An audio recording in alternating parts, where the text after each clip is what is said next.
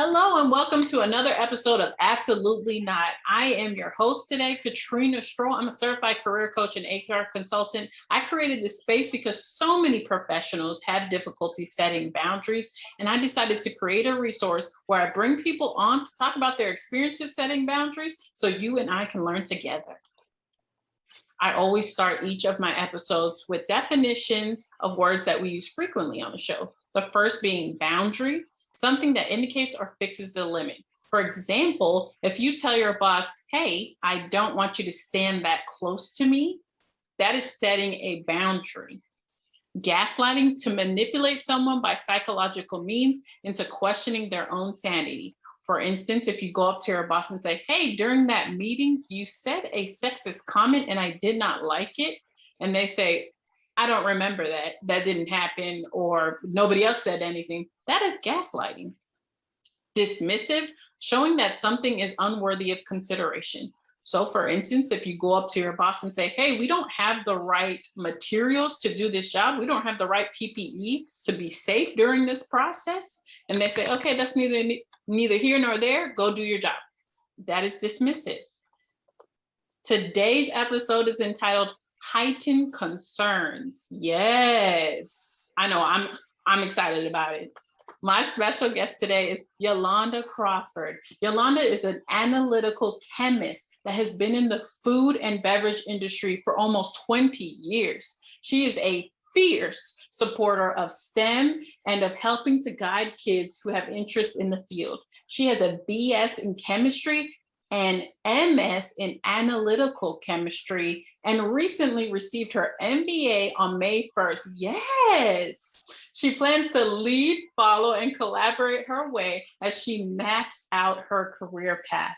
The most important job that she has ever had, and one that she treasures above all, is motherhood and the example she provides for her daughter. Oh no, please help me in welcoming Yalonda. Yay! Hello. Hello. I'm so excited. And I'm excited to have you on the show. Thank you so much for agreeing to be on. Could you share a little bit with the audience on why this episode is entitled Heightened Concerns? Oh, yes. Well, first of all, for anybody that know me, know that I'm a little bit tall, a little bit above average, I should say. I'm 6'1". And on a good day, I'm actually 6'5", because I wear 3 to 4 inch heels every day. And I think that gives people the idea that it's okay to comment on my height, or to make negative comments on my height, I should say. Because if someone said, oh, you rocking them heels, I'm okay with that. But when you say, oh, you awfully tall, which I've been told, then I have to, well, what's awful about it? So this heightened concerns is just giving them another perspective. And that perspective is my perspective. Oh, and I love you, Yolanda. I can't wait to dive into that perspective today by first asking, what does a boundary mean to you? To me, a boundary it's a hard stop. It's almost like that glass ceiling that they sometimes talk about, because I don't see one, but that they do say there's a glass ceiling. So to me, a boundary is similar to that glass ceiling. Oh my gosh. I in my brain, I'm thinking of Willy Wonka, and when they shot through that glass ceiling, and it makes me think of how much damage that will do to me. If you ever shot through my glass ceiling, it would break. Uh-huh. Ooh, breaking risk. That's why you need to respect my boundaries. Oh, absolutely. Off the bat, Yolanda, with the knowledge, but is setting boundaries difficult for you at all? Not anymore. At one time, when you start your career, you want to be viewed a certain way. So therefore you act a certain way. I think at this point right now, I am where I am because I have started to set those boundaries. So it's not as difficult as it used to be, but it was a growing phase for me. I love that. A growing phase for me. But also, you're saying right now, it is possible to move forward while setting boundaries. Oh, yeah. I hate to say it, but sometimes assimilation is what has worked for me. And I hate to say that works for some of us. Not being able to bring your true self. So what I mean by that, an example is sometimes I on Friday, dress down day, hey, I wear a pair of sneakers, not that I wanted to, but hey, look, I'm so sick of hearing the height thing, or why are you wearing heels when you're already so tall? And little things like that. So when I say assimilation now, only means on that involving the height. But people do look at you different. It's ridiculous, but it happens. Hey, that's why this episode is important, because there's others who are, I'm 6'1", there's some that's 6'5", that's 6'7", and I'm sure they get the same thing on a regular basis. See, but you are able to set boundaries and saying, you know what, even if on Friday I decide to wear sneakers, on all the other days I'm still wearing my heels. So respect that. Absolutely. I mean, I could give you examples to look. How much time you got? That's how many examples I have. There are a couple that stands out that really pushed me to go ahead and set this boundary. I can remember going on an elevator, and a lady that was, below average in height, me being above average in height, it was a big gap, I will say, but she moved over the corner of the elevator and said, "Oh, you make me feel so short." Me? I didn't say you made me feel so tall. And that was probably like a fifth or sixth comment from her. So I finally had to give it to her, and I had to set a boundary. And it's like, when did you give me control of your feelings? So little things like that. She never said anything else again. I was like, why did I say this, a couple years ago? But, trying to see their perspective when they're not seeing mine. Ooh. So it got to the point where, okay, I guess I have to make sure you see mine, or make sure you view my perspective. Oh, can I just repeat that real quick? Trying to see their perspective when they are not trying to see mine. You see, a lot of people utilize gaslighting and dismissiveness whenever we express our concerns. And they try to say, well, think about me. You're being awfully aggressive right now. You're being very I've been here for years and you've been saying stuff like that. Right. So all of a sudden, they're the victim. They are the victim. So my response made you the victim, but your initial statement didn't make me a victim. So how does that work? So. And I love that on the show, we kind of talk about that dialogue and how it goes. But you just said your initial statement. So you just being alive and just being the height that you are was not a statement to this person standing in the corner. It was not a statement to her saying, like, I'm tall, I will fight you or something. It's genetics, baby.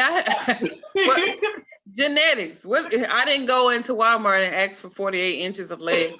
I don't know how long my legs are, but I'm just saying. It's genetics. So one of the things that I normally help people with when they get to the space where they really want to listen, I'll say, well, would you have made the same comment to a person that's above average in weight? Would you have said, "You awfully fat today," or "You awfully obese"? No, you wouldn't. So why is it okay to say, "You're awfully tall today"? My gosh. And Yalonda, I know you have had years of experience having to set this boundary, probably. Hey, you don't know how many years. I've been 6'1" since 8th grade. Oh, no. So I've been getting it for a while. 8th grade. Oh. I'm telling you, them genetics. Hey. And it's a beautiful thing. It tells you I love who I am. That's why I put on those extra 4 inches every day. I don't have a problem with it, but it's when others have a problem, or others who see that before they see me. Now, if you just meet me, of course, my physical appearance is what you would notice first, because you don't know who I am. You don't know the meat and potatoes of Yalonda Crawford. But after you've known me and worked with me for years and you still bringing up height, it's maybe 6 weeks ago, I cut my locks off. And the conversation was about the height and the hair. So, again, you have to set boundaries. And I was like, we're at work. You should be more concerned about what's in my head, not what's on it. So it's little things. Those boundaries are very important. It's for your sanity. People may not look at it like that, but it's for your sanity. Gosh, For mine, anyway. For because mine. imagine, Yalonda, if you all these years just never set boundaries, you just never did. You just let people talk to you the way that they wanted to talk to you and kept smiling. You would be. Okay. I would, excuse my language, I probably would nut up by now. It would, I would probably go off every time somebody has said something. Because who are you? Why would you have a issue with something that doesn't affect you? I got to carry these legs around every day. I got to look for these long jeans every day when I'm going. So why does it bother you? Enough for you to have to make certain comments, right? Especially in the professional work, corporate America, or come on. Yes, we're at work. Speaking of work, in a professional work environment, have you ever had to set a boundary with a manager and then had them say something back to you? Yeah. Oh. Yes. I had a manager that whenever there's a issue, okay, so there were two of us in a similar role. Whenever there's an issue that he wanted to get across to me, and we would have meetings, so he would say it in a meeting. He would say it just to me, right? Which I don't have a problem with that, because that's what we do in the meeting settings. We bring up things that we need to correct. We want to improve. We want to make sure everything's optimized. But when there's another person, a particular person, whenever it was something involving them, he would always include both of us. He would say, you guys that's in this role. But when it was Yalonda specific, it was Yalonda. When it was this person specific, it was both of us. As if, I don't want to isolate this person, but you can say it to me. So I was like, I'm gonna pull him over to the side after the meeting, because I didn't think it was everybody's business. And I brought it up to him. I said, well, this particular instance, I said, this is, third time that things that didn't apply to me, I was included. And he said, oh, well, because of the role, I just wanted to make sure that you were aware as well. And I said, remember XYZ, same role, but it was only addressed to me. So in the future, when you address things in the role, can you make sure that you address both of us in that role and not just me? It's always either me or it's us. And he said, okay. But it was the way he said it was like, okay. You remember when those parents be arguing and the mom say, okay? No, that don't mean okay, right? So I let it run. I let it go. And needless to say, he didn't respond like I wanted him to say, but the outcome that I wanted, I achieved that outcome. So, hey, you can say whatever you want to say, as long as that outcome, you can, okay, as long as I would achieve that outcome. So, it wasn't the way I wanted it to be, because I wanted him to understand where I was coming from. And I didn't get that he was receptive to that. But when he changed, I took that as, okay, receptive. It may have taken him a minute, but I set that boundary and he respected it. Wow, what a good example, because that is something that happens to people on a daily basis. Yes.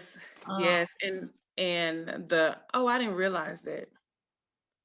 It's Okay, I'm not at work to teach.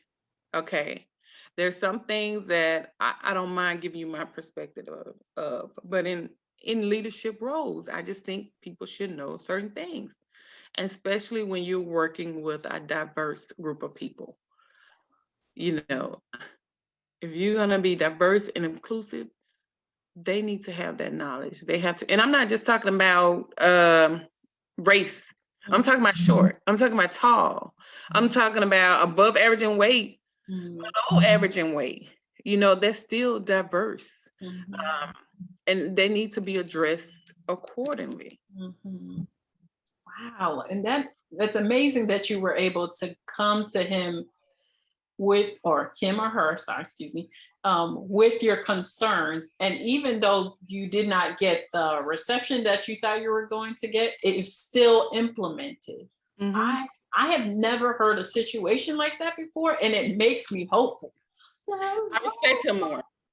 I Oh, respect him more. I would say that I will respect him more because in the last few years that I worked with him, he was really receptive. He was really receptive. And I think it's because his boss made sure, that he was prepared. Little things like micro inequities, they need to be taught more often because they can do more damage than, being passed over for a promotion that you know you deserve, or you having to train your manager. Those micro inequities are worse, makes you feel worse than those two situations. So it's no easy task being a manager.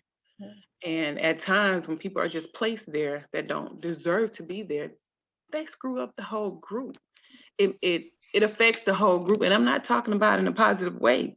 So I think one of the things that, and I know this is a little bit off topic than height, but one of the things that my perspective presents is a way for them to see that from a tall Black woman, things are not going to look to me like they look for the short or the white man, the short white man. Of course, I view things different than him.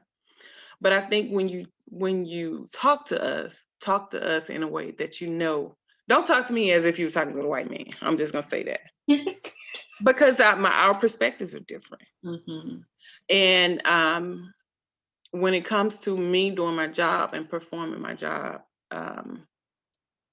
don't make it where me being, like I said, my master's on first, me being trying to map out my career as being what was the word used? Job hopping or after money. It's a job. I'm there to make money.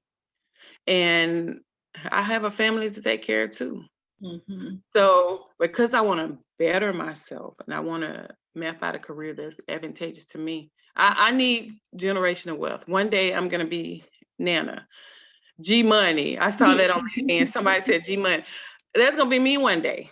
And so one of the things that wasn't available to me was generational. It's not available to a lot of us. And a lot of that starts with our career.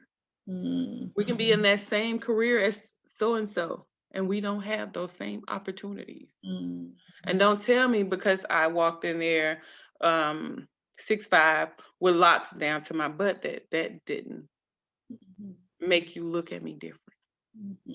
Or make you treat me different, because I know it did.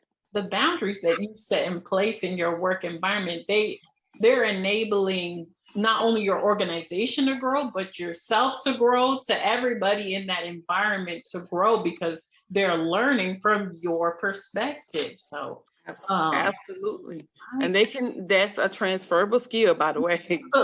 That's a transferable skill, because that next person may not be, it may not be their height. That's the characteristic. It may be something else, but you can apply the same technique when you're viewing things from other people that are different from you, their perspective. Right. And even your skills in boundary setting, that manager now knows what it feels like for an employee to come up to them and say, hey, this occurred.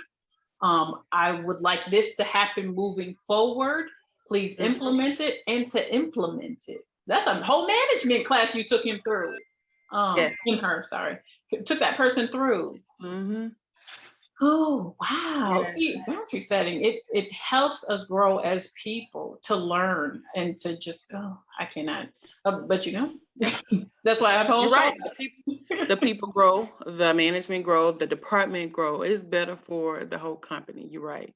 Um, like I said, it's a transferable skill. So now, if he decides to leave or she decides to, hey, you can take this knowledge with you. Mhm. So we can use this in everyday world. It doesn't have to be corporate based. This is life based to me. Mhm. know.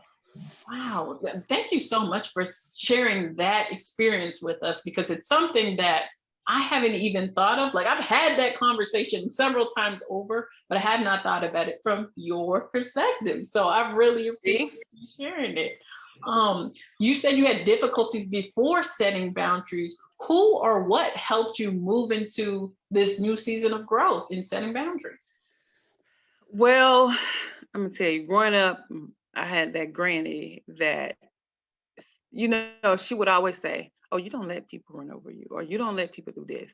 But when you were in a different setting and you're new to the setting and you're trying to assimilate and you're trying to see how things work, sometimes you don't initially set those boundaries. You go along to get along. But after a while, it's not worth getting along if it's damaging to self, right? So after a while, we can get along or we cannot. I prefer we do. So that means I need to set these boundaries and you need to respect those boundaries. Once that's done, oh, we're good. Oh, we're good. So that means our working relationship is good. We can get this data in, we can get everything in on time, and it can be correct. But if I come in and I hate to work because somebody has something to say, or I know nobody sees my perspective, or nobody has my back, then I'm gonna give you just enough. I'm gonna put in just enough effort to get the job done. I'm not going above and beyond because you're not doing that for me. Yolanda said, because you're not doing that for me. Hey, just my concern, just my perspective. Hey, Mhm. just my perspective.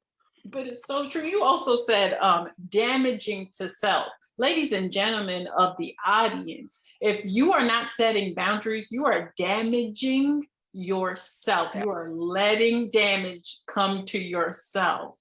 Man. Yes, and guess where you're taking that? Home. Oh, do they Home. know that? Do you know that? And my daughter's grown and out the house, but when I tell you my man's not gonna take that, so I'm not going to, you know, affect my personal life, damage my personal life because I am being damaged somewhere else. I am being Doesn't damaged make sense. somewhere else. Ooh, It and doesn't. like myself, a lot of professionals out there grew up in communities where that happened consistently. Your mom and dad would come home from work and be so upset, so angry, so irate, just from the Mhm. position or job that they were doing at home. And I think we grew up with that, like, oh, that's just how it is. You just work sucks, you come home and take it out. You take it out in Yeah, anything and everything at home. But Yalonda Crawford is here to tell you that's not the case. It doesn't have to it's continue. not the case. If something happens and they let me go from whatever job, who I go home to. Mhm. So those are the ones that needs to be nurtured just as much as I do. I'm not gonna take that negativity home. I'm not gonna do it. And you're right that look, I grew up in a small town, Cuba, Alabama. I know nobody's heard of it, but it's okay. Cuba, Alabama, and you saw little things like this. So and so come over to the house because, hey, dad just got out work and he a little pissed. Mhm. But we get used to that. It's time out for that. I'm not getting used to that. I'm not gonna allow my daughter who just started her career to get used to that, to think that's okay. Remember, I said from the beginning, the example, because they watch you. They watch you. So I can say whatever. But if I'm doing something different, what's wrong? Don't cry. Go ahead. Because I mean, you get me tearing up. But kids watch you. Babies, from babies on up, even though she's 25 years old, she watches me and she comes to me for advice. I'm not gonna give you some advice that I'm not following.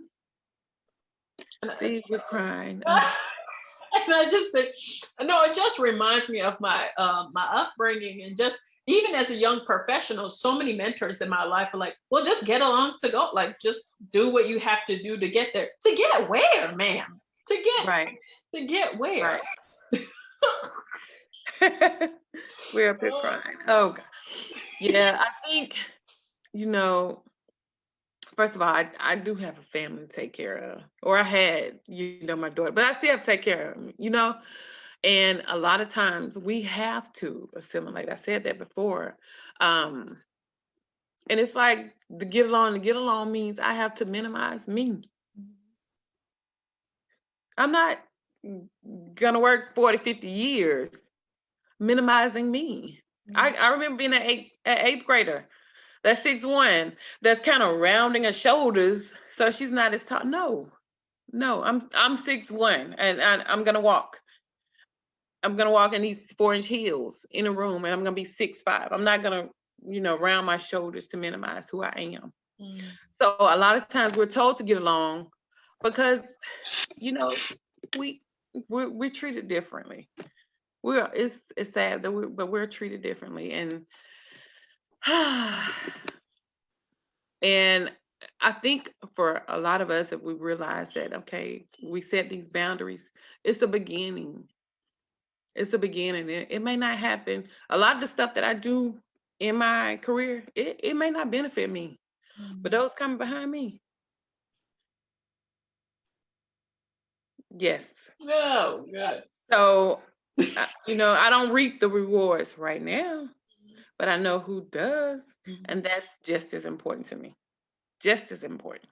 And to anybody listening out there who is rounding their shoulders in any aspect of their life, if you're changing the way you talk, if you're not wearing your head wrap, if you just rounding your shoulders in any aspect of your life right now, please stop.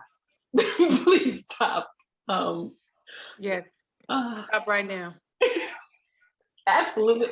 Just say absolutely not to rounding your shoulders anymore. Be tall, standing, be great, take up space. Because you deserve it. Oh Yes. my gosh. Okay, Yalonda, I don't want to cry no more, but Me either, but if it's necessary, I'm gonna get it out. Okay.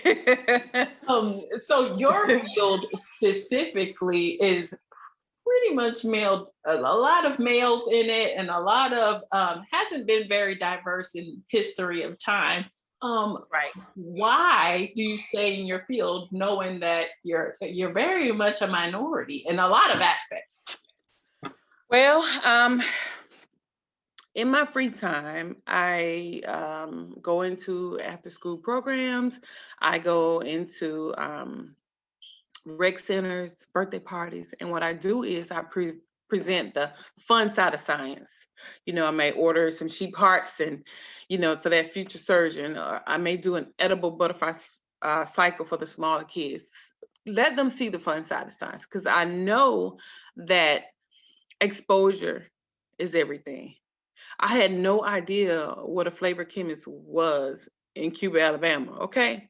So if I had somebody, just one person who introduced me to other aspects of science, I'm telling you, the world, my options would be, limitless. But you don't know what you don't know. So what I want to do is make sure that I expose, the next generation to science, STEAM. And because I love it, I'm currently a subject matter expert of essential oils, citrus essential oils, and nature is funny, hey, right? But what I know, when you open a particular beverage, you want it to taste the same every time. So that ability to tweak, and that ability to to know what I'm looking for based on location, geography, soil conditions, I love it. I love it. I can say it in my sleep. So things like that is what keep me in the field. That and the next generation of ophthalmologists. So Oh, this is the second time on this show that I've had to say this. The representation that I, as a Black woman, have had is very limited. I have not seen myself in a lot of different professions. Carrington York came on here with her episode, and it was amazing. But I told her again, I've never seen a Black woman journalist. She's a journalist who is a Black woman. I've never heard of that. You are a Black female chemist. Like, what? Never heard in my whole life. It's time. Right? It's time. It's It's amazing time. to see. It is so amazing to see. So I applaud you and I thank you for continuing to be in your field because we need it. Oh, hey, it's my duty to look out for the next generation. It's my duty it's G Money's duty to make sure that those grandkids are exposed, you know? Why not me? Oh, why not me? Why not me? She said, why not me, by the way, for anybody who is listening, she said, why not me? And that goes to you and everyone out there. You can be the next anything the hell you want to be. Yes. And one thing I will say, growing up, my mom always said, all you need is an education. You can get here, you can get, you need more than an education. I'm just, my perspective, networking, you can have the highest GPA when you graduate. You can have, the most sharpened skills, but if nobody knows, nobody knows about you, so a lot of the stuff that I do, I volunteer. And those things like that get me out there, get the name out there. Hey, who's Yalonda Crawford? Before I my current job, or my current employer, I applied for 4 years before I got in that job, before I even got an interview. 4 years. But guess what? During those 4 years, I was preparing myself. And I got to say, I'm glad I didn't get the job because I wasn't prepared. So things work out, right? I was not prepared. I would have been gone the first week because I didn't have those skill sets. But during that 4 years, I made sure that when the opportunity presented itself, I was ready. Standing tall in them 4-inch heels. Yes. 4-inch heels. 4-inch heels, 4-inch boots, something. Oh, and I'm so happy for you. Thank you. Could you talk about the affirmations or coping mechanisms or people that pushed you to be better and grow in your boundaries? Well, my daughter has pushed. Now, let me tell you, I was pregnant with my daughter my senior year of high school. So I graduated May 26, 95.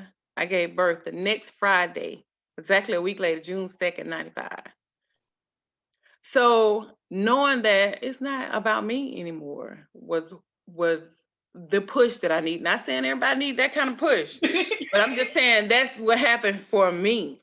So I realized that I have this little person that's depending on me, that's going to be watching, and so I had a decision to make. And that decision was to go get it and go get it in a respectable way that, hey, she'll look back and say, okay, I think I want to do that. And that for me was one thing that pushed me, I should say. Like I said, everybody don't have that kind of push. Everybody don't need that kind of push. I'm just gonna throw that out there.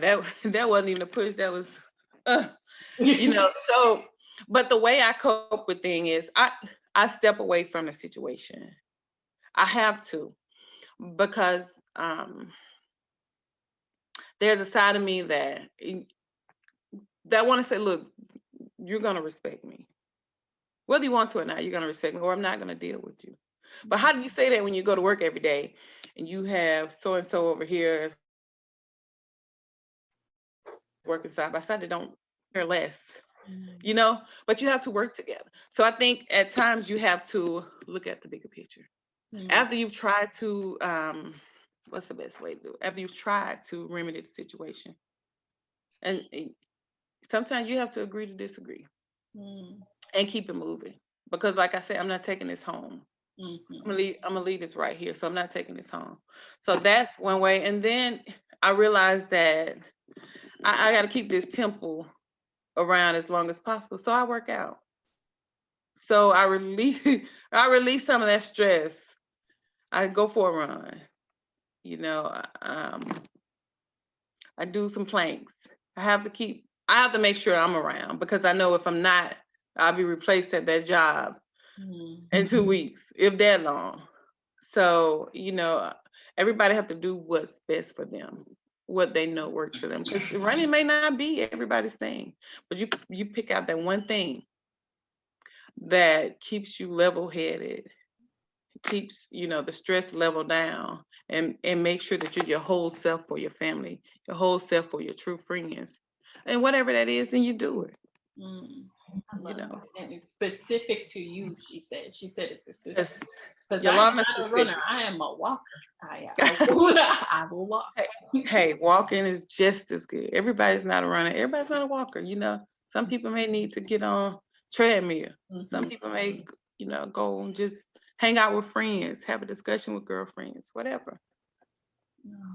I love it. And it's one of the things that made me think of my sessions with my therapist is the fact that you said to either continue that conversation or to stop. In therapy, I learned about choosing not to engage. You know what I mean? Like, this person's going to continue that behavior. They're going to continue to gossip about people, or they're going to continue to be disrespectful. I'm not going to engage with you anymore. We can do this amount of work together, and then that's it. That's it. Yep. Yep.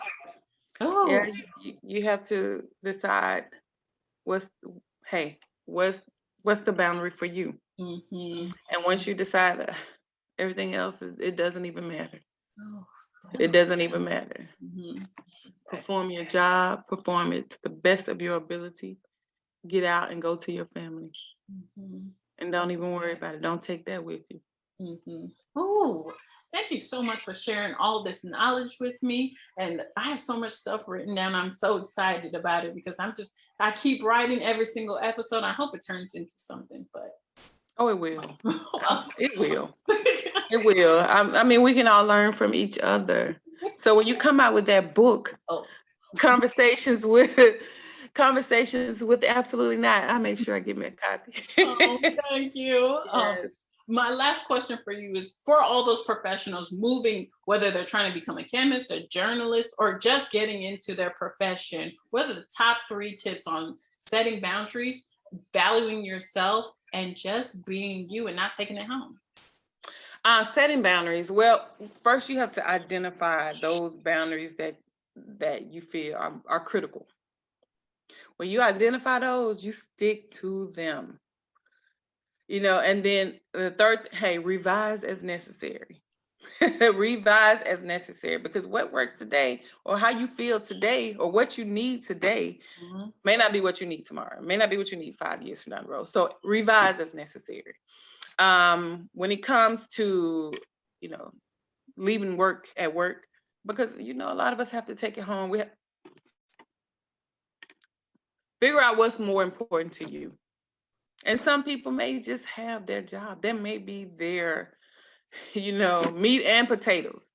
But that's not for me. It's not the meat and potatoes for me. I'll go above and beyond when I'm there. An occasional off work call, or I'm there. But I'm not going to jeopardize my family or minimize the importance of my family for a few dollars. I will not do it. And if it ever gets to a point where I have to do that means, just like with any other relationship, I need to start another one. That means I have to go and find another job. So keep that in mind. Keep what's important to you at the forefront. Yalonda said some words today, and I'm going to repeat them. The ones that are sticking out to me so much, and I hate them because they're holding me accountable for myself. Damaging to self, any behavior that you're participating in that is damaging to yourself, you need to acknowledge and take accountability for. Minimizing the importance of, if your job is minimizing the importance of your health or your well-being or your family, Yolanda said acknowledge that and know that it's time for a change. And then the last one that really hit home, and if I write that book, Yolanda, I will send you a check, because she said revise as necessary. We are human beings. I learn new shit every single day. Every single second, I'm learning new stuff. So you need to revise your planning, your life, your boundaries as necessary. Yes, yes. You learn every day. You know, I feel like when you stop learning, you die. Oh. That's why so many, and I don't mean physically. That's why so many people work to 50, 60 years, because they assume that once they leave their profession, if they're not engaged in something, if they're just sitting at home, then the body goes down or the mind goes down. And so, you know, you can, as long as you continue to learn, continue to move, you live. You You live. live. You said you live. Oh my gosh, Yolanda, I'm about to cry and I don't want to, just because you have given me so much, and I cannot thank you enough for doing so. Is there any last golden nugget you want to share with the audience before we wrap it up? Be you. Be true to you and be true to family. Oh my gosh, that and do not care about their heightened concerns, because it ain't got nothing to do with you. It has. No, it says more about them than about you. Oh, yeah. No, nobody will have control over how I feel about me. What kind of sense does that make? Nobody. Just because you're too tall. I might be too tall for you. You know, just like, hey, everybody can't ride all rides. They may be too tall. I might be too tall for you, but I'm just right for me. I'm absolutely where I'm supposed to be, how I'm supposed to be. Okay, Yolanda, thank you for the word. Once again, this has been absolutely not. I am your host, Katrina Stroll. My special guest today was the amazing, unbelievable Yalonda Crawford. She has given us so much in this episode, and she's amazing. If you need help setting boundaries, getting your life together, or if you're looking to become a chemist and you want to talk to an amazing Black woman who is a chemist, please reach out to her. You can find this episode on www.absolutelynotwithkatrina.com, and we will see you next time. Bye. Bye.